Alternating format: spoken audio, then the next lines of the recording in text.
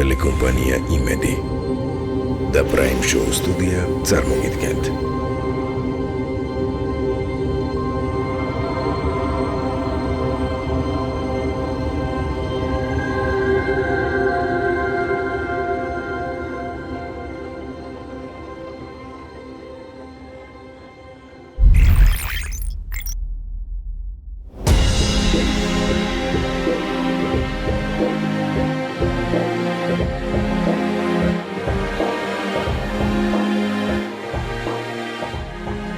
კრაკოვი ქალაქი, რომელშიც წელს შორის მეორედ ჩამოვედი. განსაკუთრებით მიყვარს აქ ჩამოსვლა, იმიტომ რომ ევროპაში ერთ-ერთი ულამაზესი ქალაქი არის და ჩემი ჩამოსვლის მიზეზი არის ამ ჯერზე ჩვენი საამაყო თანამემამულე ოთარ კაკაბაძე, რომელიც კრაკოვიაში თამაშობს და მოგეხსენებათ ის ჩვენი ეროვნული ნაკრების ღირსებას იცავს სასახელოდ უკვე რამდენიმე წელია.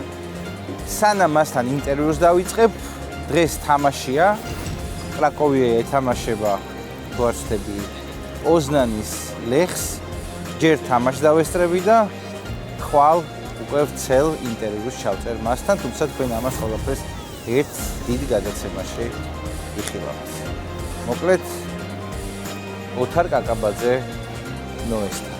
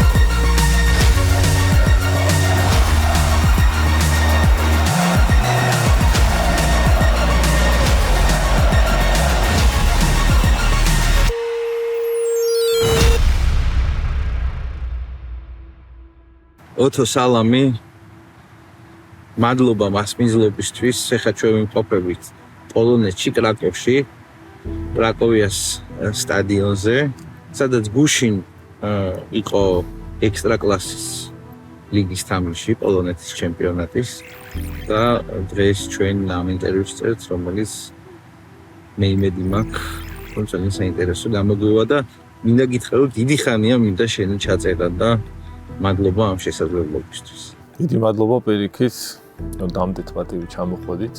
მოდი იქიდან დავიწყოთ, რომ დღეს შეიძლება ტრიბუნებიც არიელია, მაგრამ გუშინ აქ იყო სავსე, რაც იმას მეტყოლებს, რომ პოლონეთის ჩემპიონატის მაყურებლები ძალიან აქტიურები არიან და ეს ჩემპიონატისთვის რა თქმა უნდა ძალიან სასარგებლო და მნიშვნელოვანია. მაგრამ ისიც ვიცი, რომ პოლონეთში და რა თქმა უნდა კრაკოვშიც ბევრი ქართველი ცხოვრობს, რამდენად ხშირად სტუმრობენ ისინი კრაკოვიას სტადიონს და რამდენად ხშირი შეხება აქვს ქართველებში. ხო, ქართველები მრავლად არიან სტადიონზე, ხშირად დადიან ქართველები. ესეთი წესი გვაქვს თამაშის მერე ყოველთვის წრეზე მივდივართ და ეს ქვემოთ ვინც ის გულშემატკივრები იკრიბებიან და ყველას ხელს ვართმევთ ესე წრეზე ისინი მოუყვებით და მე შევდივარ გასახდელში და ძალიან ბევრი ქართველი ხდება აი მაგ პროცესში რა. ამას ჩვენ კიდე დაუბრუნდებით. პირველი კითხვა ვინ არის ოთარ კაკაბაძე? ოთარ კაკაბაძე არის ფეხბურთზე უზომოდ შეყვარებული ადამიანი ბავშვობიდან, მეოჯახი ადამიანი და ცდილობს რომ მაქსიმალურად იცხოვროს პროფესიონალურად. მიცეს ყველაფერი ფეხბურთს და ეს ყველაფერიც, რა ვიცი, ჯერჯერობით იბრუნდება უკან. და საინტერესო პასუხია ფეხბურთზე შეყარებული მეოჯახი ადამიანი პრაქტიკულად ყველაფერი ჩადე ამ ერთ წინადადებაში. რამდენად დიდი როლი აქვს ოჯახს ფეხბურთელის წარმატებაში? ძალიან დიდი როლი აქვს რა ჩემ ოჯახს, რა თქმა უნდა, ყველაფერს აკეთებდნენ იმისთვის, რომ არ მაკლებდნენ ესე რომ ვთქვათ არაფერს რა. იმისთვის, რომ მე სპორტსმენი ყოფილიყავი, ძალიან ბევრი რამე არის საჭირო და ეხლა არც მე ვარ როგორც უმეტესობა ფეხბურთელების, არც მე ვარ ისეთ ოჯახში გაზრდილი, რომელსაც რა ვიცი, ფუფუნებაში გაზრდილი არ ვარ ესე რომ ვთქვათ რა. ფეხბურთზე შემიყვანა ბებიამ 10 წლის ასაკში. ჩაუვარეთ უშტაიდის ბაღში, იმედი სტადიონია. რაღაცა ძალიან მიზიდავდა რა, რამდენჯერაც ჩაუვარი ამ სტადიონს, სულ მინდოდა იქ ვთამაშობდნენ ბავშვები და მეთქი მეც მინდა რომ აქ ფეხბურთი ვითამაშო, უკვე დავიწყოთ ხო და ეგრევე სტადიონისკენ წავედით და შემიყვანა და დავიწყე 10 წლის ასაკში უკვე მივედი გუნდში რა. იმედი საფეხბურთო ესეც კლუბი იყო პატარა იმედი. სად მიხვდი რომ ეს სპორტის სახეობაა, სადაც შენ დარჩები აუცილებლად? ყოველთვის ეს ჩემი ფიქრები, ეს ჩემი მიზნები სულ უკავშირდებოდა ფეხბურთს რა. მაგრამ იყო ის მომენტიც მახსოვს, როდესაც ეს მშობლები უფრო სწავლისკენ მიმითითებდნენ, ესე რომ ვთქვათ, ვიდრე ფეხბურთისკენ რა. ეს მომენტიც მქონდა და ესეც გამოვლილი მაქვს ეს პატარა ომი მშობლებთან. როდის გითხრეს, რომ ოთო სწორი გადაწყვეტილება მიგიღია? რა ასაკში იყავი? ვიყავი უკვე 16 წლის. როცა 17 წლამდე ნაკრებში მოვხვდი უკვე თბილისის დინამოში მოვხვდი, კონტრაქტს მოვაწერე ხელი და პირველი ანაზღაურება მქონდა უკვე ჩემი, რაც იმ პერიოდში უფუნება იყო და ჩემ მშობლებს ჩემ ასაკში არავის ესეთი თავისი ანაზღაურება არ ქონია. და მაშინ უკვე მიხვდნენ რომ აი რაღაცა მგონი ცუდი არ არის. კრაკოვიემდე შენ ვიცი რომ რამოდენიმე გუნდი გამოიცვალე და სად გაგიჭირდა ყველაზე მეტად ამ მთელი ამ წლების განმავლობაში? ყველაზე მეტად გამიჭირდა ალბათ თბილისის დინამოდან წასვლა ეგრევე ესპანეთში. ჩემი პირველი ტრანსფერი ესპანეთში, მარტო ცხოვრება, იმ პერიოდში ვიყავი 21 წლის. არ ვიყავი რა მიჩვეული ამ ყველაფერს, ძალიან კაი ცხოვრება მქონდა თბილისის დინამოში თამაშობდი, კაი ანაზღაურებაც მქონდა. რა თქმა უნდა, ოცნებობდი რომ ევროპულ გუნდში მეთამაშა ყოველთვის, მით უმეტეს ესპანეთი ყოველთვის ეს საოცნებო გუნდი იყო, მაგრამ რო ჩავედი რაღაცა არ მომეწონა თავიდან, იმიტომ რომ არავინ არ ვიყავი იქ რა. საქართველოში და ყველა მიცნობდა და უკვე დინამოში კარგად ქონდა ნათამაშები, ნაკრებშიც ქონდა რამოდენიმე თამაში ნათამაშები, უცბად ჩავედი ესპანეთში და არავინ არ გისცნობს და ფაქტიურად ნოლიდან იწყებ შენ კარიერას იქ და მომიწია ყველაფრის დამტკიცება თავიდან. სად იყო ყველაზე რთული პერიოდი, თუნდაც საკუთარი თავის დასამკვიდრებლად?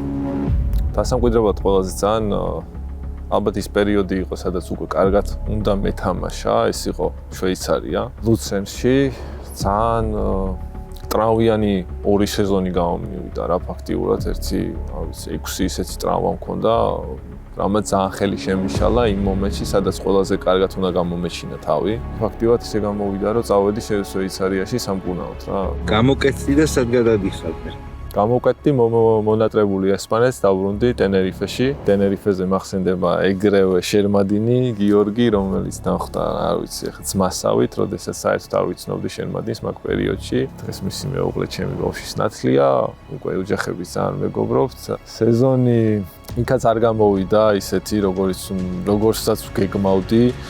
დაემთხვა ის ფინალი, რომელიც წავაგეთ მაკედონიასთან. COVID პერიოდი იყო. ძალიან ტრიბუნებზე ერთით წაგებული თამაში. დავბრუნდი შემდეგ ამ სტრესის და იმის ფონზე 2 კვირა COVID-ით. აი მერე უკვე გამოჩნდა პოლონეთის გუნდი რა ამ სეზონის. ნალობას გავეშვათ და კარგზე ვილაპარაკოთ. ის დღე გაიხსენე, როდესაც გაიგერო ნაკრებში გამოგწეს. თვად მოულოდნელი არ იყო სიმართლე უნდა ვთქვა, იმიტომ რომ ყველა ასაკობრივი ნაკრები ნათამაშები მაქვს. ძალიან ისეთ მიზანი მქონდა და ველოდებოდი სულ რომ მე ეროვნულ ნაკრებში მეთამაშა. მაგრამ როცა მოვიდა უკვე ეს მომენტი, მაინც ყოველთვის ისე ჩანდა, ეხლა როგორც მახსენდება ეროვნულის თამაშებს რო უყურებდი, მაინც ისე ჩანდა, რომ აი რაღაცა წარმოუდგენლად გეჩვენება, აი როგორ შეიძლება რომ აქ ითამაშო რა, როცა ბავშვი. აი რაღაცა ესე მახსოვს რა, რომ მაინც ბოლომდე რაღაცა ვერ იჯერებ, რომ აი ესა და ეს იყო ცხადაძის პერიოდში, 2015 წელი იყო, გიბრალტართან მომიწია თამაში, დებიუტის და მახსოვს, რომ ძალიან ნერვიულობდი თვითონ ამ თამაშის პერიოდშიც არ გადამიარა ამ ნერვიულობამ, რა მთელი თამაშის განმავლობაში ნერვიულობდი. შემდეგ იყო წვრთნელის ცვლილება. მოდის ვლადიმერ ვაისი და შემდეგ მოდის ვილი სანიოლი. სანიოლი სწორედ იმით გამოირჩევა, რომ თავისი კარიერის განმავლობაში საფრანგეთის ნაკრებში სწორედ იმ პოზიციაზე თამაშობდა, სადაც შენ თამაშობ. პროექტ თუ გაახლოვოთ ერთმანეთთან კიდევ უფრო. ყველაზე მთავარი ფაქტორი ერთ-ერთი ის არის, რომ ძალიან დიდი ავტორიტეტით სარგებლობს სოფლიო ფეხბურთში, რა თქმა უნდა. ძალიან დიდ პატივს ვცემ. მე კარგად არ მახსოვს მისი თამაშები, რა თქმა უნდა, მაგრამ ზუსტად ჩემ პოზიციაზე თამაშობდა და საერთოდ ძალიან ბევრი რაღაცა ვისწავლე მისგან რა. ჩვენი პარტნიორი, საამაყო პარტნიორის Central Park Towers-ის შესახებ, რომელიც წარმოადგენს ორი კომპანიის ჩვენთვის ძალიან ახლო მეგობარი კომპანიის ორბისა და ბლოკის საერთო პროექტს. მაღალი კლასის საერთაშორისო რესტორნები, მაღალი კლასის ბრენდები, საერთაშორისო ოპერატორები, გართობის, დასვენების, კვების მიმართულებით არის ზუსტად ის, რაც ჩვენ ქვეყანას ყოველთვის სჭირდებოდა და აკლდა. Central Park Towers-ი არის უნიკალური პროექტი, სადაც თავმოყრილია საერთაშორისო მაღალი კლასის ბრენდები ყველა ამ მიმართულებით, რომელიც იქნება მართული სოფლიოს წამყვანი ოპერატორების მიერ. ეს პროექტი ზუსტად გააჩენს ახალი ტიპის მაღალ მსყიდველუნარიან ტურისტებს თბილისში, ამიტომაც დარწმუნებულები ვართ, რომ კომპანიის სახელით ვამბობ, კომპანია დარწმუნებულია, რომ 150.000-იანი ინვესტიცია ამ პროექტში, რომლის წლიური შემოსავალი 35.000 არის საუკეთესო შეთავაზება, ალბათ შეიძლება ითქვას მსოფლიო მასშტაბითაც. კარგი, ახლა გავიხსენოთ ის მომენტი, როგორ გახვედით ევროპის ჩემპიონატზე და დაწერეთ ჩვენი ქვეყნის საფეხბურთო ცხოვრებაში და არა მარტო საფეხბურთო, ძალიან მნიშვნელოვანი ისტორია და ამ ისტორიის ნაწილი გახდა. პირველი რაც მინდა გკითხო, საბერძნეთთან თამაშის შემდეგ, როდესაც დაინიშნა 11 მეტრიანები, განიხილებოდა თუ არა რომ შენს დაგენდა. მანდ იყო ესეთი მომენტი და ვინც გრძნობდა თვითონ გამოთქვეს ფეხბურთელებმა, ვინც დაარტყეს, თვითონ გამოთქვეს იმის სურვილი რომ დაერტყათ, ძალიან ნერვიულობდი. იმიტომ რომ არა მარტო სერიოზოს თამაშის განმავლობაში ნერვიულობდი, სხვათა შორის, აი პირველ თამაშზე ვახსენე ეს ნერვიულობა და პირველი თამაშის მერე მე კარიერაში თამაშის მსვლელობისას არ მინერვიულია არსად, მაგრამ აი საბერძნეთთან თამაში მთელი თამაშის განმავლობაში ნერვიულობდი, იმიტომ რომ რაღაცა ისეთი სიტუაცია იყო, რომ ძალიან დიდი ხანი ველოდებოდით ამ დღეს. აი ხა სადაც ვივართ, აი აქ ვიდექით, მარცხნივ კაში ამერიკა, მარჯვნივ კოჩორა. და ყველ რომ მიდიოდა უკვე დასარტყმელად, ერთმანეთს ვეკითხებოდით, რომ აი თუ გაიტანა, ეგ არის? არ გჯეროდა. ხა მოდი თვითონ ევროპის ჩემპიონატი გაიხსენე. ხო, ნუ ეხლა რომ დავიწყეთ ის თურქეთთან ცოტა შოკი იყო. მაინც პირველი თამაში გასვლაზე ვითამაშეთ ფაქტიურად, იმდენი თურქი იყო სტადიონზე, რომ აი ავიცი ჩვენების ხმა, ძალიან ავიცი ყველას მადლობელი ვართ, რა თქმა უნდა, ერთ მხარეს მარტო ქართველები ისხდნენ, მაგრამ ქართველების ხმა არ ისმოდა რა, ეხლა სიმართლე ეგ არის და თამაშით მე ვიტყოდი რომ მაგრა ვეთამაშეთ, ჩვენი მომენტების მქონდა ძალიან ბევრი გასატანი. და ვიტყოდი რომ ამ თურქეთთან თამაშით რაღაცნაირად ჩემპიონატს რაღაც მოვერგეთ ისე რა. მერე ჩეხეთთან თამაში ქულა და პორტუგალიასთან ისე დაალაგდა, რომ აქტიურად მოგება არ ჭირდებოდათ პორტუგალიას და ძალიან ისეთი თამაში იყო. მოკლედ ყველაფერი ჩავდით რა, ძალიან გვინდოდა. ოთო კრაკოვია სტადიონზე და როგორ აღმოჩნდი პოლონეთში და როგორ აღმოჩნდი ამბებში. ამ გუნდში აღმოჩნდი საერთოდ ორი ქართველის დამსახურებით და ერთი პოლონელის, ნიკა აფაკიძე, მოქმედი ფეხბურთელი, დამწყები აგენტი და გიორგი ალავერდაშვილი. ასევე ყოფილი ფეხბურთელი და დამწყები აგენტი. დამიკავშირდნენ როგორც ხდება შემოთავაზება, დავინტერესდი, რა თქმა უნდა, მე მწვრთნელს ველაპარაკე, თხოვა რომ დავხმარებოდი. მომენტში რა თქმა უნდა გუნდს ეძებდი, თავისუფალი ვიყავი და ძალიან დამაინტერესა რა, ძალიან დამაინტერესა ბევრმა რამემ, სტადიონმა, გულშემატკივრებმა, რამოდენიმე თამაშს უყურე, ქალაქმა, ახალმა ბაზამ, მწვრთნელმა, თან ლაპარაკის მერე უკვე მივიღე ის გადაწყვეტილება, რომ 3 წლიანი კონტრაქტით ჩამოსულიყავი პოლონეთში. მინდა მაყურებელს უთხრა, რომ ვინც არის ის ოთო ამ სეზონიდან გახდა კრაკოვიას კაპიტანი. როგორ მოხდა ეს გადაწყვეტილება? გადაწყვეტილება მოხდა ევროპის ჩემპიონატის მერე, დავბრუნდი და მიიღეს ის გადაწყვეტილება, რომ ყოფილიყავი გუნდის კაპიტანი რა, რაზეც სიმართლე რო გითხრა, არასდროს არ ყოფილა ჩემი ოცნება, რომ კაპიტანი ყოფილიყავი, მაგრამ დავთანხმდი და პასუხისმგებლობა ესე რომ თქვა თავიღე რა. იმიტომ რომ ხო, მარტივი არ არის რა იყო კაპიტანი შენ ქვეყნის გარეთ. რომელიმე კლუბში. შენ გააგრძელე კიდე 3 წლიანი კონტრაქტით შენი აქ ყოფნა, როგორ მიიღე ეს გადაწყვეტილება, ასევე ვითხარ. პირველ რიგში თავს მართლა ისე უძნებ, როგორც საკუთარ სახლში. მე 4 წელია უკვე აქ ვარ და პირველივე დღიდან ვცნო პატივისცემას გულშემატკივრის მხრიდანაც და კლუბში მომუშავეა თუ გუნდელებისგან თუ ყველასგან აბსოლუტურად.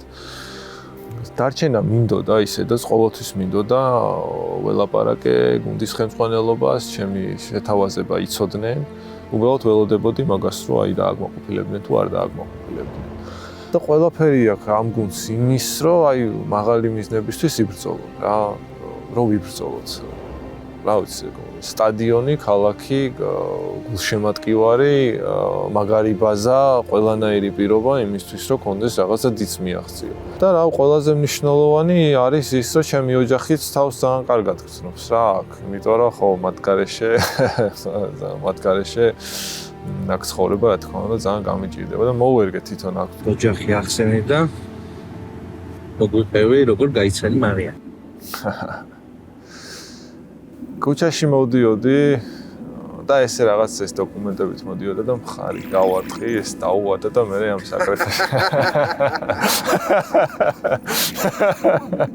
ამის დროს გამოველაპარაკე. მარიამი გავიცანი მეგობრების ერთ-ერთ შეკრებაზე რა. ერთ-ერთ შეკრებაზე გავიცანი. ხო, რაღაცა ესეთი განსაკუთრებული ისტორია არა გვაქვს. გავიცანი, ძალიან მოვეწონე, მეც მომეწონა და მაგ დღიდან დაიწყო უპეგრევე რა. კონტაქტი, ნომრები, რაღაც ხო. გულში მაყურებელს მინდა უთხრა ამის კადრებიც გვაქვს. მარიამი განსაკუთრებულად გულშემატკივრობდა თამაშზე და რამდენად ხშირად დადის სტადიონზე შენ საგულშემატკივრად.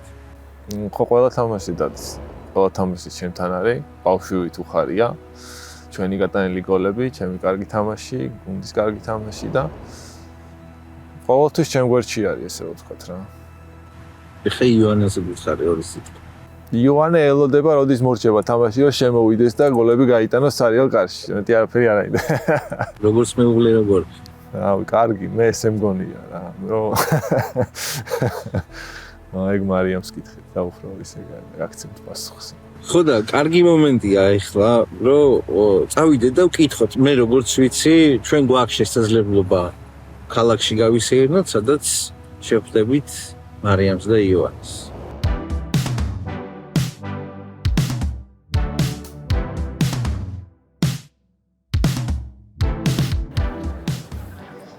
აი, სალამი, აკაბაძე და იოანე. აი მეუღლე მარიამი გაიცანით. გამარჯობა მარიამ.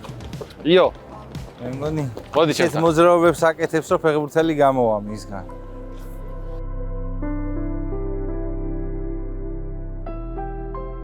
არ არის მარტივი წლების განმავლობაში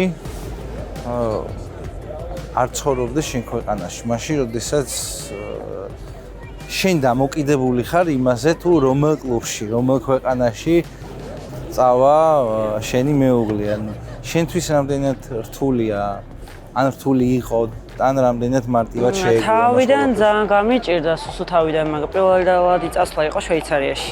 ქვეყანა მისცე მომხიბლა, რომ ცოტა ყველაფერმა გადაწონა. შვეიცარია მიმუშავა ესე. კი, და იცით რა არის, იმდენად ხშირად ჩავდივარ მე საქართველოში.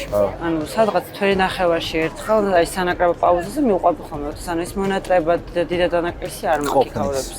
ყოფნის კი და თან მეგობრებთან ერთად დიდ დროს ვატარებ დღის განმავლობაში და აქ რომ მოვდივარ უკვე ყველაფერით შევსილი ვარ თითქოს და აღარ მიჭირს. თუმცა ძალიან რთულია კი, როცა აი აქ რომ მე მეგობრები არ მყავდეს. ალბათ ძალიან გამიჭირდებოდა, მაგრამ აქაც აი მეგობრებმა გადაფარა ეს ყველაფერი. ის 2 წელი გაიხსენე შეყვარებულობის პერიოდი, როდესაც დისტანცია გაშორებდა. ეგ ძალიან რთული იყო, იმიტომ რომ ამას 8 საათზე უკვე ის მომენტი ქონდა რომ წავედი უნდა დავიძინო, ყოველთვის უნდა მოვემზადო და ეს დროის ხვაობა კიდე 2 საათი თავისაშვებოდა და მე მთელი ღამე ვიყავი ერთ თამამ შორის გათენდებოდა რომ 20-თვის ისე მიმეწერა ამერიკა. ეგ ძალიან რთული პერიოდი იყო ნამდვილად. ეს დისტანციური ურთიერთობები არ არის მაგ. აი ეხა ოთო დამიხასიათებს სანამ არ ესმის. ოთო ძალიან მშვიდი და გაწონასწორებულია და მაგითი მაბალანსებს, იმიტომ რომ მე ცოტა ემოციური ვარ და ეს აი ძალიან მშვიდი, წყნარი. აი სახში სიჩუმეა, როცა მაღლილია განსაკუთრებით, მაშინ აი ხმას არ მოიღებს. თავისთვის არის. ემზადება მეორე შემდეგი დღისთვის ვარჯიშისთვის. როგორც მეუღლე? რთულია დაახასიათო როგორც მეუღლე მართლა. აი იმიტომ არა რომ კამერები არა, მართლა ძალიან რთულია. ალბათ ძალიან გამიმართლა მასში. მართლა. კი. ძალიან გამიმართლა, იმიტომ რომ ანუ ძალიან იშვიათად შემხვედრია ესეთი ადამიანი. ანუ ძალიან მართლა ძალიან იშვიათად შემხვედრია, მიუხედავად იმისა, რომ ბევრ ადამიანთან მქონდა მე თბილისში შეხება, სკოლა, უნივერსიტეტი. გამოვარჩა ყველას.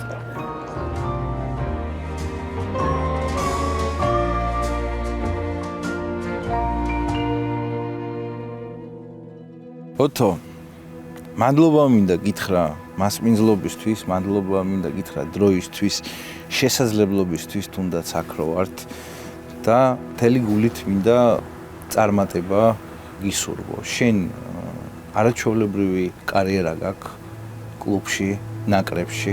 შენი შემართება ძალიან ჩანს და არის გადამდები, როდესაც ცველი არის ასეთი აქტიური, როდესაც ცველი ასე ხშირად ერთვება შეტევაში და საკმაოდ შედეგიანად, ეს ყოველთვის გუნდის ერთიან განწყობაზე, მოედანზე აისახება და ეს ჩანს და მადლობა მინდა გითხრა, მინდა გისურვოთ, რომ ესე გააგრძელოთ. მინდა კიდე არაერთი წარმატება გისურვო, იმიტომ რომ კიდე არაერთი წელი გაქვს სათამაშო და გისურვებ, რომ ამას მიაღწიო და ზოგადად რა თქმა უნდა, ბევრ წარმატებას გისურვებ კიდე და მადლობა. ძალიან დიდი მადლობა ესეთი შეფასებისთვის, ჩამოსვლისთვის, დაფასებისთვის.